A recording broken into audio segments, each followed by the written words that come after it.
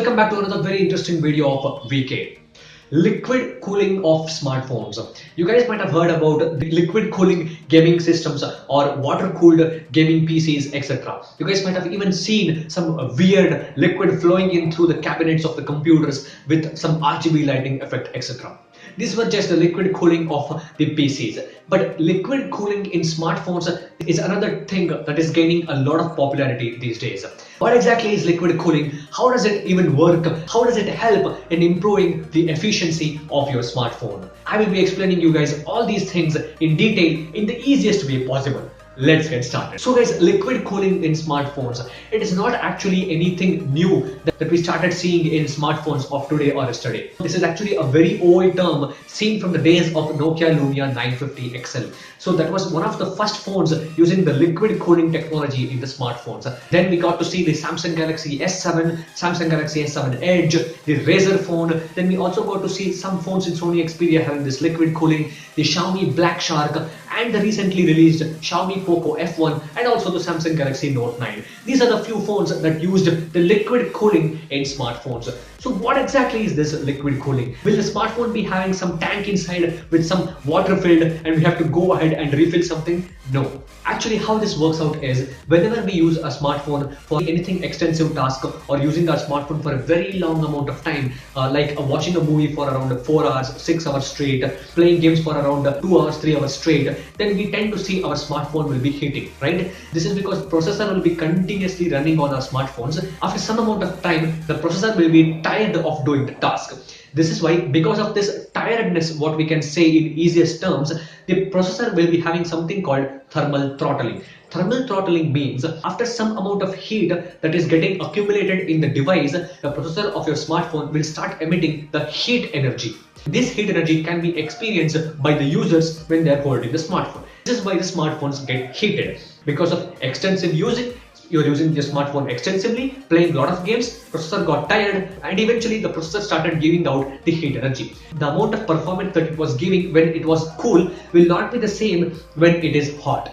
That is why, in order to make sure the performance is the same when the smartphone is cool and when the smartphone is hot, this liquid cooling was introduced. Whenever the heat of the smartphone due to high intensity task will be increased, software of your smartphones, what it does is after certain amount of heat level or certain heat threshold, it will automatically slow down the processor in order to control the heat output. This is known as thermal throttling. During these conditions, what happens is you might experience a lag or you might experience some stutters in your gameplay. In order to make sure you have a lag-free gaming experience and you can play games for a longer amount of time like 6 hours, 7 hours, then liquid cooling becomes a very important thing.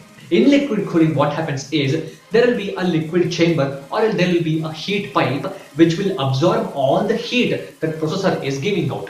When processor got tired, it gave out heat, right?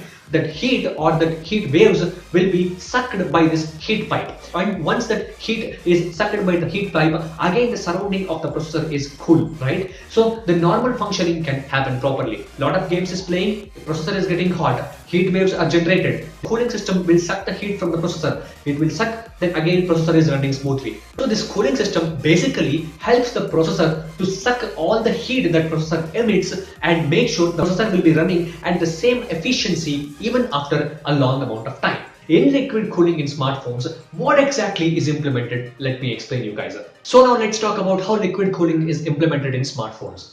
On the motherboard of the smartphones, generally a copper pipe will be present. Why copper is used? Because copper is a good conductor of heat. A normal copper pipe will be present, and in order to make sure the thickness of the smartphone is not more, the copper pipe will be flattened on the surface of the motherboard, and inside that copper pipe some amount of liquid or some amount of water vapor will be used. What this special liquid vapors or water vapor does is whenever the heat of the processor will be increased, that heat of the processor will be sucked by this liquid vapor inside the copper pipes. Let's consider you guys are playing a game, or let's consider you guys are using your smartphone from a very long time like 3 hours or 4 hours. In these situations, what happens is processor will get tired, right? It gives out the tiredness in the form of heat. This is why the phones get heat. Whenever processor is getting more tired, it gives out heat, right? This heat will be sucked by this liquid that is present inside the copper pipe. Once the heat is sucked, the liquid moves throughout the copper pipe from this direction to this direction. These cycles of liquid cooling operation will be happening